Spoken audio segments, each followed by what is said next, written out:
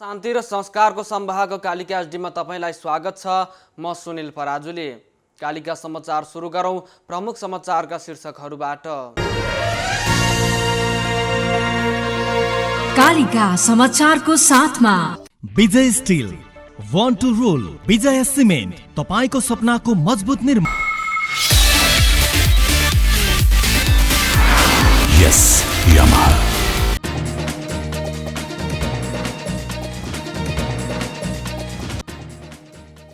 नेपालमा कोरोना संक्रमितको संख्या 600 नाग्यो। आज मात्रै 19 थपिए। संविधान संशोधन गर्न सबै राजनीतिक दलहरू एकजुट भएर अगाडि बढ्न प्रतिनिधि सभा कार्यव्यवस्था समितिमा छलफल। संसदको रोस्टममा राखिएको लोगो परिमार्जन गर्ने निर्णय। चीन र अमेरिकालाई शीत युद्धमा धकेल्ने प्रयास भइरहेको चिनिया विदेश मन्त्री यीको दाबी। अमेरिकाको परिवर्तनमा चीनलाई कुनै चासो नभएको प्रश्नोक्ति। र गैराती भएको बुन्डेसलिगामा बायर्न म्युनिख विजयी।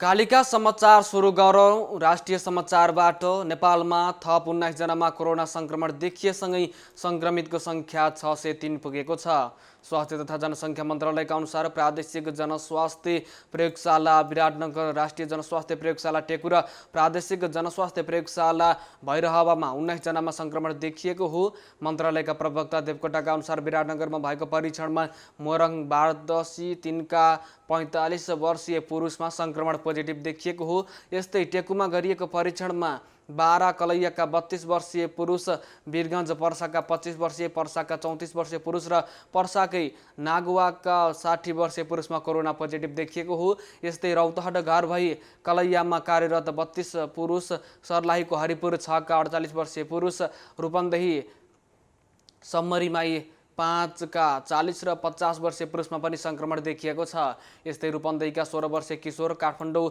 16 खुट्टेका 79 वर्षीय वृद्ध, नुवाकोट ककनीका 39 वर्षीय पुरुषमा पनि पोजिटिभ देखिएको छ।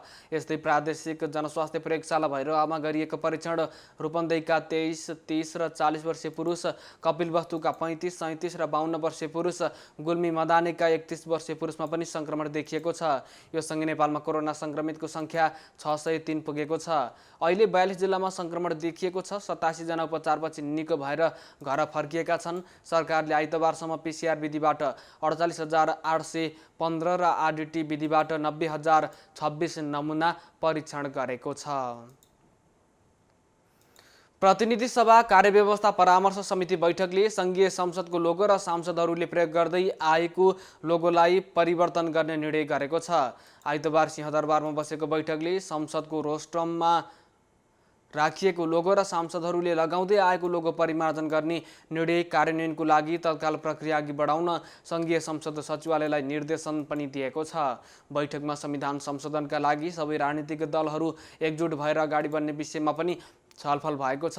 संसद सचिवालयका प्रवक्ता डाक्टर रोजनाथ पाण्डेले राष्ट्रिय सहमतिका विषयमा सल्लाह गरेर अगाडि बढ्ने र कोरोना नियन्त्रणमा भएका कमजोरी सच्याएर प्रभावकारी ढङ्गले अगाडि बढ्ने विषयमा सभामुख मार्फत सरकारलाई सुझाव दिने विषयमा छलफल भएको बताउनु भएको छ। बैठकले नेपालको नयाँ नक्सा समेत समेटेर संसदको लोगो जारी गर्न सभामुखलाई सिफारिस गरिएको उहाँको भनाइ छ।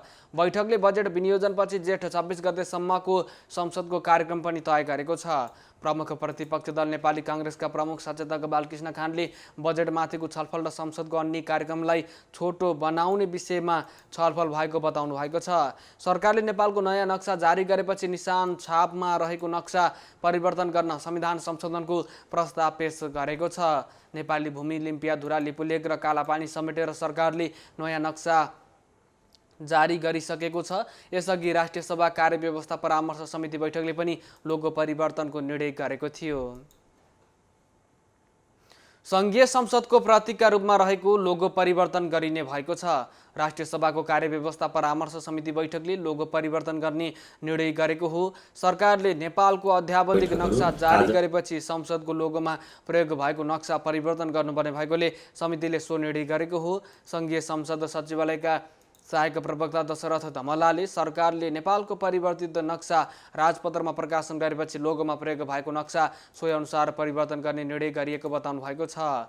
सङ्घीय संसदका दुवै सदनमा सांसदहरूले प्रयोग गर्दै आएको लोगोमा एकरूपता ल्याउनको लागि प्रतिनिधि सभालाई अनुरोध गर्ने निर्णय पनि बैठकले गरेको छ। राष्ट्रिय सभा नियमावली 2075 को नियम 221 अनुसार सांसदहरूको पोसाक र सङ्घीय संसदको प्रतीक कार्यव्यवस्था परामर्श समितिको परामर्श अध्यक्षले तोके बमोजिम हुने व्यवस्था छ।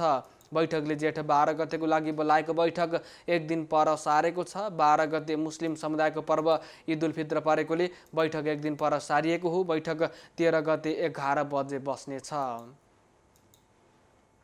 शिक्षाविदहरूले विद्यालय स्तरको पठन पाठन सुचारू गर्न व्यवस्था मिलाउन र एसईको परीक्षा स्थगन गर्न सुझाव दिएका छन्। कोरोना भाइरस कोभिड-19 को संक्रमण रोकथामको लागि सरकारले लकडाउन लागू गरेपछि सबै विद्यालय र विश्वविद्यालयको पठन पाठन बन्द छ। लामो समयसम्म पठन पाठन बन्द गर्दा बालबालिकाको मनोविज्ञानमा असर पर्न सक्ने भन्दै कुनै न कुनै उपाय अपनाई विद्यालय सुचारू गर्न विज्ञहरूले सुझाव दिएका छन्। सङ्घीय संसदको राज्यका निर्देशक सिद्धान्त नीति र दायित्वको कार्यान्वयन अनुगमन तथा मूल्याङ्कन समिति, प्रतिनिधि सभा र राष्ट्रिय सभाको संयुक्त समितिको आइतबारको बैठकमा विज्ञहरूले एसईको परीक्षा स्थगित गर्न र विद्यालयलाई सञ्चालन गर्ने वातावरण निर्माण गर्न सुझाव दिएका छन्। शिक्षाविद डाक्टर मनप्रसाद वाग्लेले विद्यार्थीहरूलाई पालैपालो शिफ्ट वाइज विद्यालय बोलाएर पढाइ सुचारू गर्नुपर्ने बताउनु भएको छ। उहाँले अहिले देशभरका अधिकांश विद्यालयलाई क्वारेन्टाइन बनाइएको र त्यसको व्यवस्थापन कठिन हुने भन्दै सरकारले तत्काल विचार गर्नुपर्ने बताउनु भएको छ। उहाँले विद्यालयलाई निर्मलीकरण गर्ने, पालैपालो विद्यालय बोलाउने, विद्यार्थीलाई मास्क, पन्जा र स्यानिटाइजरको व्यवस्था गर्ने, प्रत्येक विद्यालय इन्फ्रारेड थर्मोमिटरको व्यवस्था गर्ने, शौचालयको राम्रो व्यवस्था गर्ने लगायतका काम गर्न पनि सुझाव दिनुभएको छ। लकडाउनमा केही विद्यालयहरूले अनलाइनबाट पढाइ सुरु गरेका छन्, तर सबै विद्यार्थीहरूमा इन्टरनेटको उपलब्धता नहुने भएकोले सो प्रविधि सबैको लागि उपयुक्त नहुने पनि विज्ञहरूले बताएका छन्। सांसद डाक्टर मिनेन्द्र रिजालले प्रविधिको प्रयोग गरी विद्यालय शिक्षालाई सुचारू गर्न सकिने बताउनु भएको छ। सांसद पम्फा भुसालले विद्यालय शिक्षालाई नियमित कसरी गर्ने, परिमार्जन कसरी गर्ने भन्ने विषयमा तत्काल निर्णय गर्नुपर्ने बताउनु भएको छ। उहाँले एसई परीक्षा हटाई कक्षा 12 को परीक्षा बोर्डबाट लिनुपर्ने बताउनु भएको छ। उहाँले एसई परीक्षा सञ्चालन गर्ने विषयभित्र आर्थिक स्वार्थ समेत लुकेको हुन सक्ने भन्दै यसलाई हटाई कक्षा 12 को परीक्षा मात्रै लिनुपर्ने बताउनु भएको छ। सांसद प्रभु शाहले कोरोना भाइरसको जोखिमको अवस्था कति लामो समयसम्म जान्छ र विद्यालय कहिले बन्द हुन्छ भन्ने विषयमा स्पष्ट हुनुपर्ने बताउनु भएको छ। गत चैत 11 गतेदेखि लकडाउन भएपछि एसईको परीक्षा स्थगित भएको छ। लकडाउनका कारण विद्यालयहरू सञ्चालनमा आउन पनि सकेका छैनन्। एकता, शान्ति र संस्कारको संवाहक कालिका एचडीमा प्रसारित कालिका समाचारमा पालो भएको छ विज्ञापनको, तर त्यसभन्दा अगाडि प्रमुख समाचारका शीर्षकहरू। कालिका समाचारको साथमा विजय स्टिल, वान टू रोल, विजय सिमेन्ट, तपाईको सपनाको मजबुत निर्माण। यस यामाहा।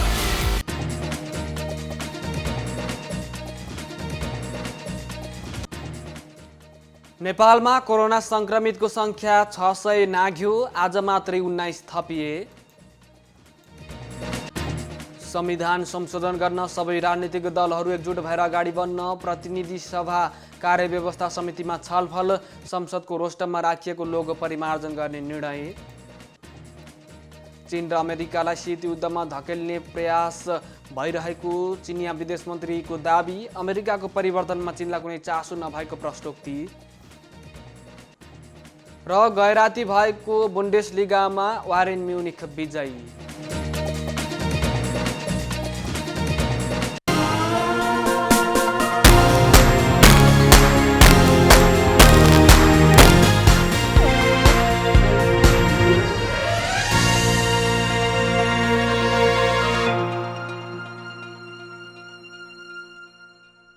विश्वास कुनै पनि बेला ढल्न सक्छ। अब हामीलाई चाहिन्छ यस्तो आधार जसको मजबुतीले वर्षौं वर्षसम्म हामीलाई विश्वास दिलाओस्, पूर्णतया मजबुतीको अनि विश्वस्त जिन्दगीको। मास्टर बिल्डर ओपिसी सिमेन्ट, जसको हरेक कणले बोकेको छ पूर्णतया मजबुती। विजया सिमेन्टको master builder OPC cement, building your future.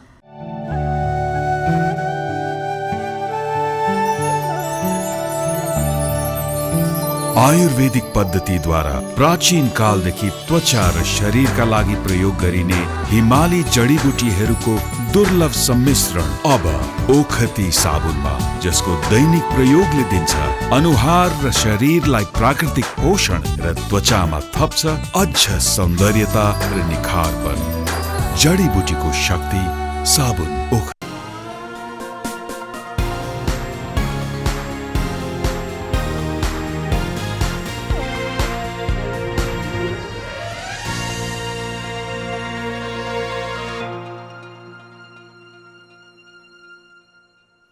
विज्ञापनपछि Kalika समाचारमा पुनः स्वागत छ। अब स्थानीय समाचार।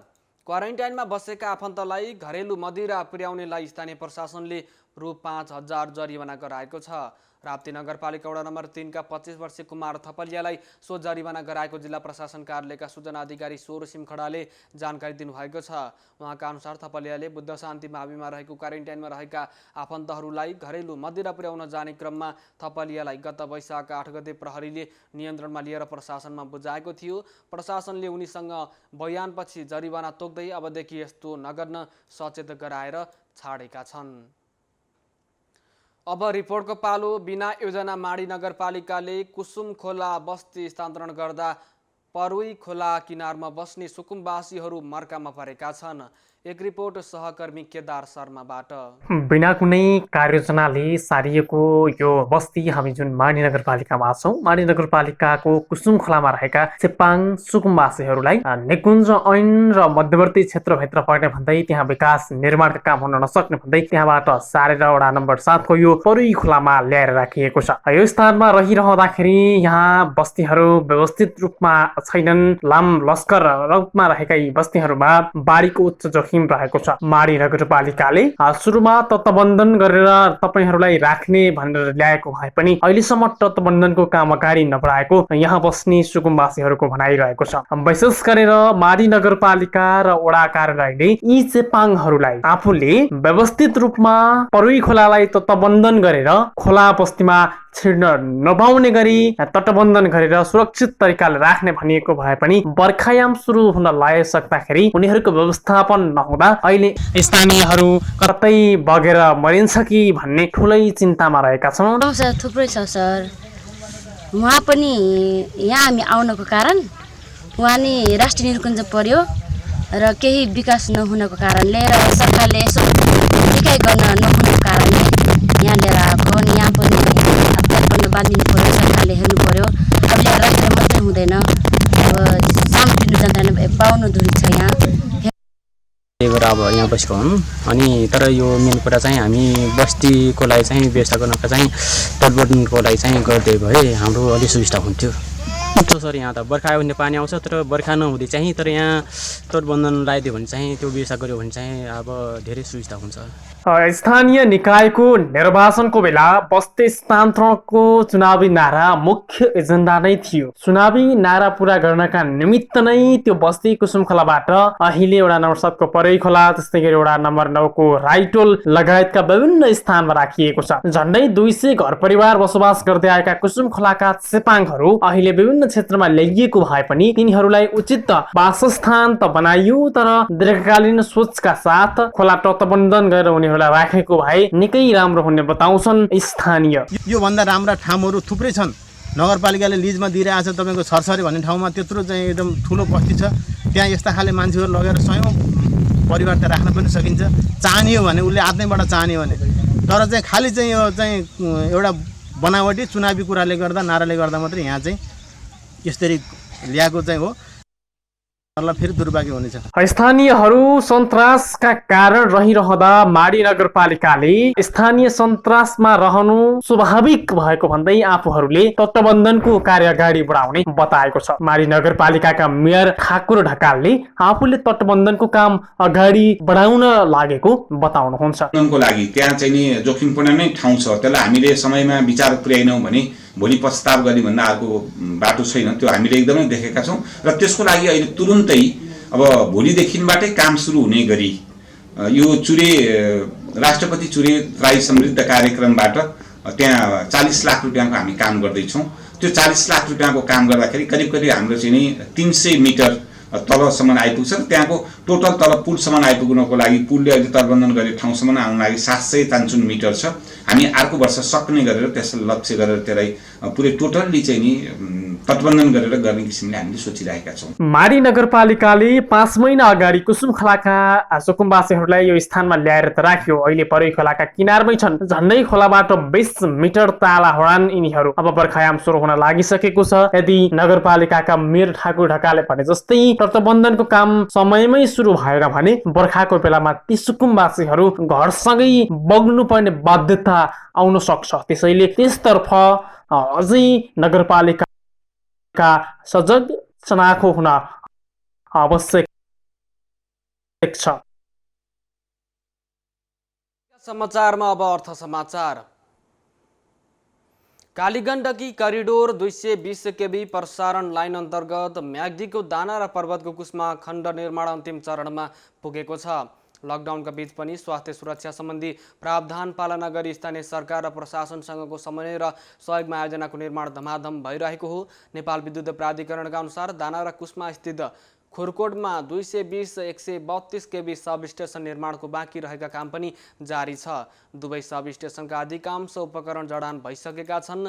दाना कुस्मा खण्ड यही असारभित्रमा सञ्चालन गर्ने लक्ष्यका साथ काम भइरहेको नेपाल विद्युत प्राधिकरणका कार्यकारी निर्देशक कुलमान घिसिङले बताउनु भएको छ।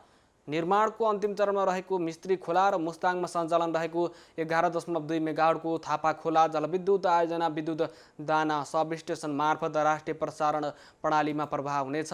अहिले थापा खोलाको विद्युत 32 केबी लाइन मार्फत प्रवाह भइरहेको छ। कालिका समाचारमा अब अन्तर्राष्ट्रिय समाचार। चिनिया विदेश मन्त्री वाङ यीले आफ्नो मुलुक र अमेरिकालाई खतरनाक शीत युद्धमा धकेल्ने प्रयास भइरहेको दावी गर्नुभएको छ। अमेरिकाभित्रका केही शक्तिले दुई देशबीचको सम्बन्धलाई आफ्नो फाइदाको लागि गलत दिशातर्फ लागिरहेको आशंका उहाँको छ। आइतबार बेजिङमा पत्रकार सम्मेलन गर्दै वाङले भन्नुभएको छ, अमेरिकाभित्रका केही राजनीतिक शक्तिहरू चीन अमेरिका सम्बन्धलाई आफ्नो फाइदाको लागि गलत दिशामा लगिरहेका छन्। उनीहरू दुवै देशलाई नयाँ शीत युद्धमा धकेलिरहेका छन्। यस्तो खतरनाक प्रयासले हामीलाई पछाडि धकेल्नेछ। चीनलाई आफ्नो सम्प्रभुता रक्षा गर्दै प्रगतिको बाटोमा अगाडि बढ्ने अधिकार रहेको भन्दै उहाँले अमेरिकाको परिवर्तनमा चीनलाई कुनै चासो नभएको र अमेरिकाले चीनको प्रगति पथलाई रोक्न नसक्ने प्रश्न गर्नुभएको छ। विदेश मन्त्री वाङले कोरोना भाइरसको महामारीबारे चीनलाई क्षतिपूर्ति तिराउने कसैले सोचेको छ भने त्यो दिवा सपना हुने चेतावनी पनि दिनुभएको छ। उहाँले कोरोना महामारीको क्षतिपूर्ति चीनले तिर्ने सवाल नै नहुने प्रश्न पार्नु भएको छ। अमेरिकाले वुहानको प्रयोगशालाबाट भाइरस लिक भएको चीनले सुरुमा सूचना लुकाएको त्यसबाबत उसलाई दण्डित गर्नुपर्ने बताइरहेका बेला चीनले यस्तो नसोच्न चेतावनी दिएको हो। अमेरिका र चिनिया सहकारीले दुवै देशलाई फाइदा पुग्ने भन्दै उनले आपसी वैमनस्यताले दुवैलाई घाटा हुने प्रश्न पनि पारेका छन्। कालिका समाचारमा अब खेल समाचार।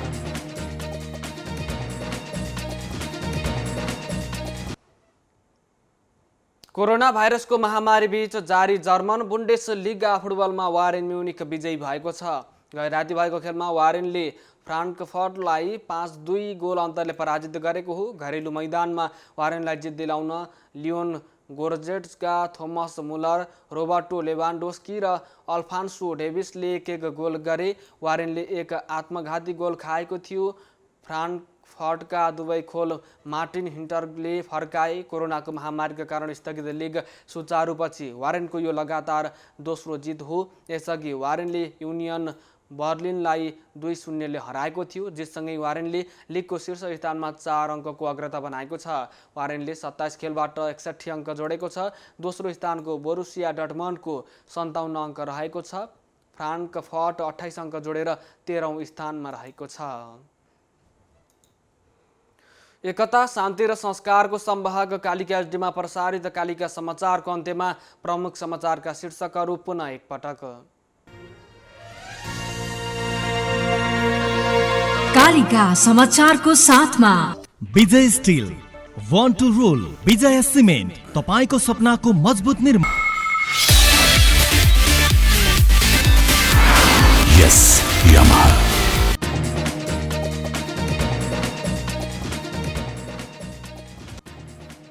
नेपालमा कोरोना संक्रमितको संख्या 600 नाग्यो, आज मात्रै 19 थपिए। संविधान संशोधन गर्न सबै राजनीतिक दलहरू एकजुट भएर अगाडि बढ्न प्रतिनिधि सभा कार्यव्यवस्था समितिमा छलफल। संसदको रोस्टममा राखिएको लोगो परिमार्जन गर्ने निर्णय। चीन र अमेरिकालाई शीत युद्धमा धकेल्ने प्रयास भइरहेको चिनिया विदेश मन्त्री यीको दाबी। अमेरिकाको परिवर्तनमा चीनलाई कुनै चासो नभएको प्रश्नोक्ति। र गैराती भएको बुन्डेसलिगमा वारेन म्युनिख विजयी।